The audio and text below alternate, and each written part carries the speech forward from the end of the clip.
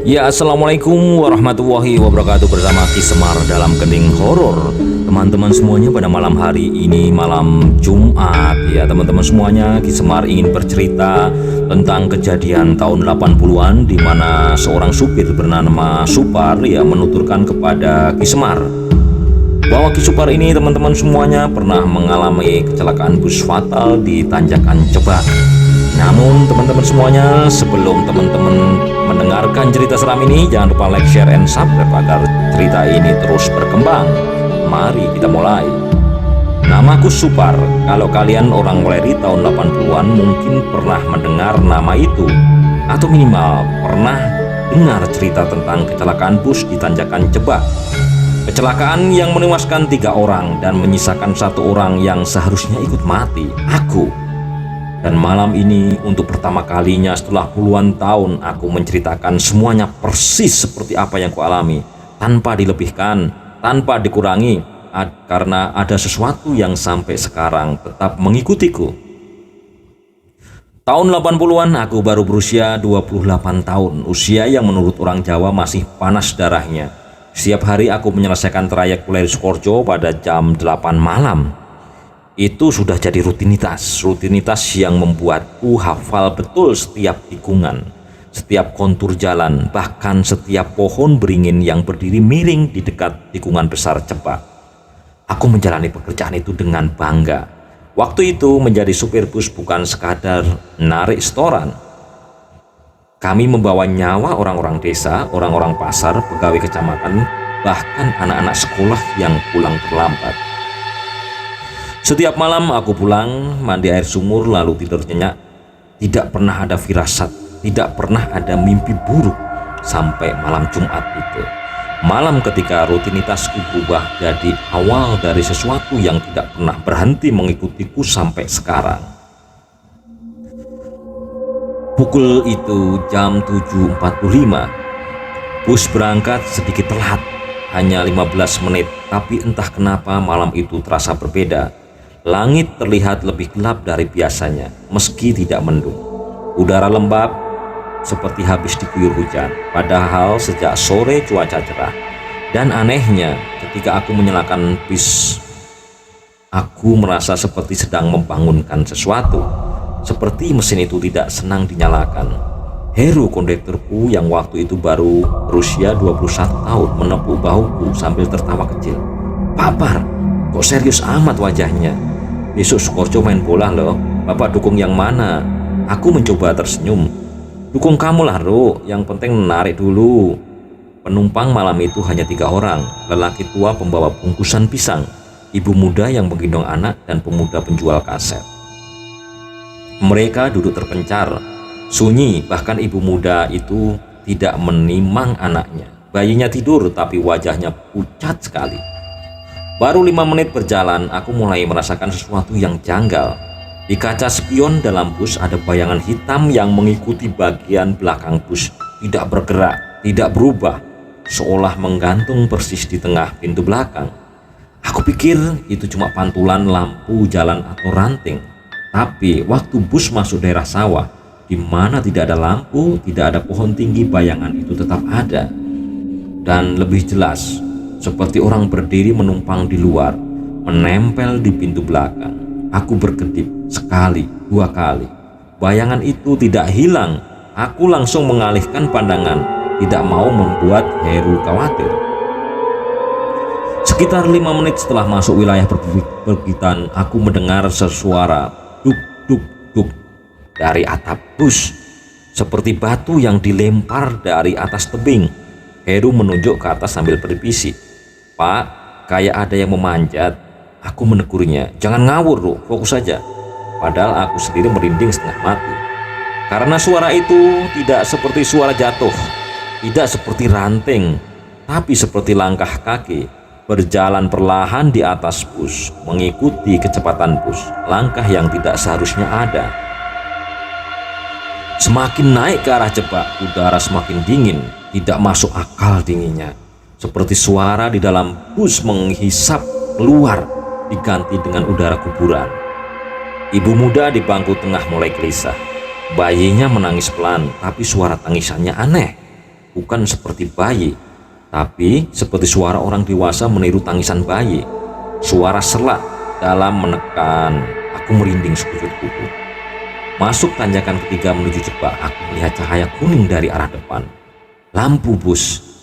Tapi ada yang membuatku berhenti bernafas. Biasanya bus yang turun dari arah sebaliknya menggeram keras karena harus menahan rem. Suara remnya mengaung ke seluruh tebing. Tapi bus ini sunyi, terus mendekat tanpa suara, seolah melayang. Heru menyondongkan tubuhnya mencoba menatap lebih jelas. "Pak, itu busnya aneh, Pak. Kok lampunya tinggi banget?" Aku menelan ludah. Lampunya memang lebih tinggi dari bus biasa, seperti lampu bus tua keluaran tahun 60 yang aku tahu sudah tidak digunakan lagi di trayek ini. Aku mengedip lagi, sekali, dua kali, dan jantungku berhenti. Karena ketika bus itu semakin dekat, aku bisa melihat bagian depan kabinnya. Tidak ada siapa-siapa di balik kemudi. Kursi sopirnya kosong, tapi setirnya bergerak sedikit ke kiri, sedikit ke kanan, natural, seperti sedang dikendalikan oleh seseorang atau sesuatu. Bus itu berjalan lurus tanpa suara menuju busku. Heru menjerit panik. "Pak Par, rem!" Aku menginjak rem dalam-dalam, tapi remnya terasa seperti diinjak batu. Keras, tidak bergeming. Bus di depan semakin cepat. Lampu kuningnya menyorot lurus ke kaca depanku. 2 lampu meter, 10, 5. Dan di detik terakhir semua terasa lambat. Aku melihat dengan jelas melalui kaca depanku. Di bangku paling belakang bus itu ada 3 sosok hangus, hitam, seperti terbakar. Masih duduk, masih menatap ke depan. Dan salah satu dari mereka, sosok kecil yang seharusnya anak-anak, mengangkat tangan ke arahku. Bukan melambai, bukan minta tolong, tapi menunjuk langsung ke wajahku, seperti berkata, "Giliranmu." Aku spontan banting setir ke kiri untuk menghindar. Ban bus kanan depan terpleset klikir. Bagian ke belakang oleng. Penumpang berteriak chaos. Heru terpental ke depan dan hanya dalam hitungan detik, brak! Busku terbang melewati pagar batu kecil di tepi jalan, lalu jatuh terjungkal, berputar menghantam tanah berkali-kali, seolah seluruh dunia dibolak-balik. Tubuhku terbanting ke kemudi, punggungku menghantam pintu samping. Kaca pecah masuk ke wajahku. Semua seperti slow motion. Heru menjerit. Ibu muda merengkuh bayinya, tapi suara bayi itu bukan tangisan bayi lagi, melainkan suara tertawa kecil, serak basah tidak wajar, lalu gelap, sunyi, hanya bunyi desis bensin dari tangki yang pecah. Aku tidak tahu berapa lama aku pingsan. Bisa 1 menit, bisa 1 jam. Ketika membuka mata, aku mencium bau tanah basah, bensin, dan sesuatu seperti daging terbakar. Aku merangkak keluar, tanganku gemetar. Kakinya sakit bukan main. Tapi aku memaksakan diri kembali masuk ke dalam bus mencari Heru. Bro, kamu dengar aku? Tidak ada suara. Aku menemukan Heru tergeletak dekat pintu, lehernya patah, matanya terbuka, seolah sedang melihat sesuatu yang masih berdiri di luar bus. 2 penumpang lainnya sudah tidak bernyawa, tubuh mereka remuk dan wajahnya seperti tertarik sesuatu sebelum bus jatuh. Bayinya tidak ada, bangkunya kosong, seolah tidak pernah ada bayi sejak awal. Dan ketika aku keluar dari bus untuk mencari bantuan, aku melihat ke atas tebing.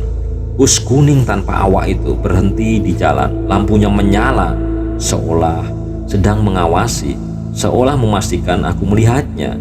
Kemudian lampu itu berkedip 1 kali, 2 kali, lalu padam, hilang begitu saja, tanpa suara, tanpa jejak. Aku naik tersandung ke lereng kecil setelah berhasil keluar dari bus yang ringsek itu. Dada sesak, darah mengalir dari pelipis. Kaki kiri mulai sulit digerakkan. Namun rasa sakit itu tidak sebanding dengan sesuatu yang sejak tadi mengikutiku dari kejauhan. Bukan manusia, tapi perhatian dari sesuatu yang seharusnya tidak bisa melihatku, tidak di dunia ini. Karena saat aku pergi di pinggir jurang, menatap ke arah jalan raya di atas sana, aku melihatnya lagi. Bus kuning tanpa supir itu, tapi kini lampunya sudah mati, seperti bangkai bus tua yang terparkir. Namun bayangan hitam panjang meluncur di bawah bus itu, seperti seorang berjalan tapi kakinya tidak terlihat. Dan yang paling membuatku merinding, bayangan itu bergerak mengikuti gerakan kepalaku, ke kiri, ke kanan, ke atas, seolah menatapku. Aku menelan ludah, menahan muntah. Ya Allah, ini apa? Aku kembali merangkak turun, mencari jalan tanah untuk naik ke atas tepi jalan. Tidak bisa memanggil Heru, dia sudah tidak bernyawa. Tidak ada sinyal, karena tahun itu bahkan belum ada telepon genggam. Dan jarak dari jurang ke pos polisi jalan raya sekitar 2 km. Tapi sebelum aku melangkah jauh, aku mendengar suara itu lagi. Duk, duk, duk. Bukan dari atap bus lagi, tapi dari dalam jurang, dari belakangku, dari bangkai bus. 3 ketukan berirama seperti seseorang mengetuk pintu. Aku mematung. Lalu suara itu kembali. Duk, duk, duk. Pelan tapi jelas, berulang, terlalu teratur untuk suara alam. Jauh di dalam logikaku, aku tahu suara itu bukan berasal dari Heru. Tidak ada penumpang yang sudah meninggal kemudian bersuara. Suaranya seperti ketukan dari tangan kecil. Bukan tangan bayi, tapi juga bukan tangan orang dewasa. Aku menelan keras. Aku harus pergi sekarang. Aku memaksa tubuh untuk naik ke jalan meski lutut gemetaran. Selama perjalanan mendaki tanah licin itu, aku tidak menoleh sekalipun karena aku tahu apapun yang mengetuk itu ingin aku menoleh. Dan jika aku menoleh, mungkin aku akan tidak pernah kembali ke dunia ini. Begitu aku berhasil sampai di atas jalan lengang, tidak ada kendaraan, tidak ada suara mesin. Angin malam menderu seperti sedang mengumandangkan sesuatu memanggil namaku. Aku mencoba memanggil bantuan. Halo, tolong, ada orang, tolong. Suara memantul dari dinding tebing, kembali ke telinga sendiri. Lalu seperti adakan mimpi buruk, aku melihat ke arah bus kuning tanpa supir tadi. Ia sudah tidak ada bekas ban. Tidak ada suara mesin, tidak ada bayangan, tidak ada sedikit pun jejak benda seberat 3 ton pernah berhenti di atas sana. Hanya jalan kosong. Aku gemetar, jantungku seperti ditarik ke dalam. Mungkin aku tadi salah lihat. Karena saat itu aku menunduk ke bawah, ke arah jurang, aku melihat sesuatu yang membuat darahku membeku. Di samping bangkai busku yang hancur ada bayangan bus kuning itu. Bukan bus, bayangannya seperti sesuatu meniru bentuk bus, tapi tidak ada wujud fisiknya. Bayangan itu perlahan menggeser posisi menuju belakang bangkai busku, seolah menunggu aku turun lagi. Tubuhku limbung, aku hampir pingsan. Aku memutuskan berjalan cepat menuju pos polisi. Kaki terseret, telapak penuh luka. Tapi yang membuatku berjalan lebih cepat adalah suara yang mengikutiku dari belakang. Langkah kaki pelan berat, seolah-olah seseorang menyeret sesuatu lalu berhenti. Setiap kali aku mendengar dan berhenti, aku berpaling cepat, namun tidak ada siapa-siapa. Tapi setiap langkahku maju, langkah itu kembali mendengar. Seperti bayangan yang mengejar, seperti seseorang yang tidak punya kesabaran. Punggungku dingin, astagfirullah, jangan ikut aku. Dan ketika aku hampir mencapai tikungan besar menuju pos polisi, aku mendengar suara yang tidak ingin kudengar. Suara tawa kecil, tawa seorang anak kecil yang tidak mungkin masih hidup. Tawa itu tidak berada jauh di belakang, tidak berada di atas tebing. Tawa itu tepat berada di samping telingaku, pelan, dekat. Aku menjerit dan berlari sekuat tenaga, meski kaki sakit, meski napas hampir putus. Karena tawa itu bukan hanya suara, tawa itu disertai hembusan angin kecil dingin.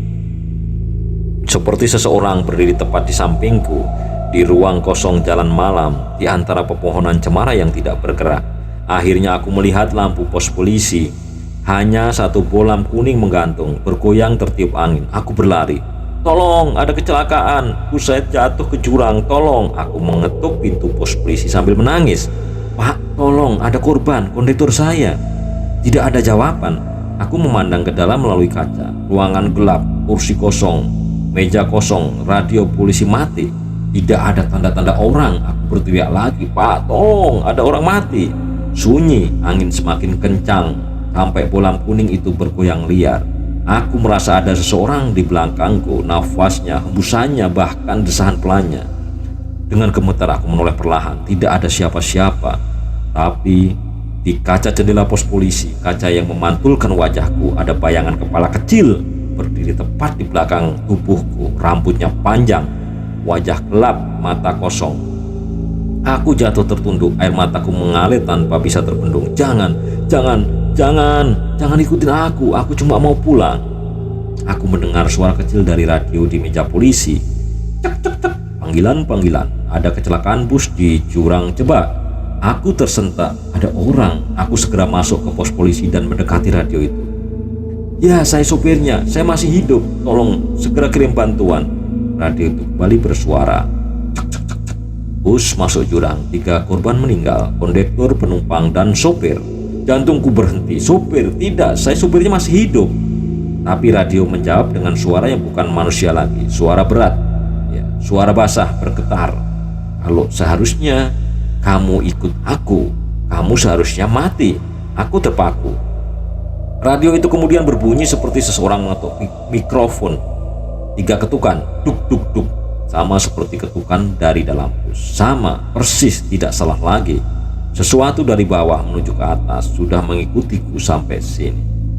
Ya, penuturan Supar. Ia bersikeras bahwa bus tanpa awak itu nyata, bahwa makhluk tinggi tanpa mata itu nyata. Bahkan ada bus lain yang muncul dari hutan malam itu.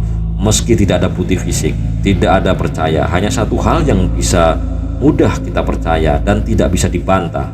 Setiap malam Jumat di tikungan Jebak, warga sering mendengar suara klakson panjang tanpa ada satupun kendaraan lewat.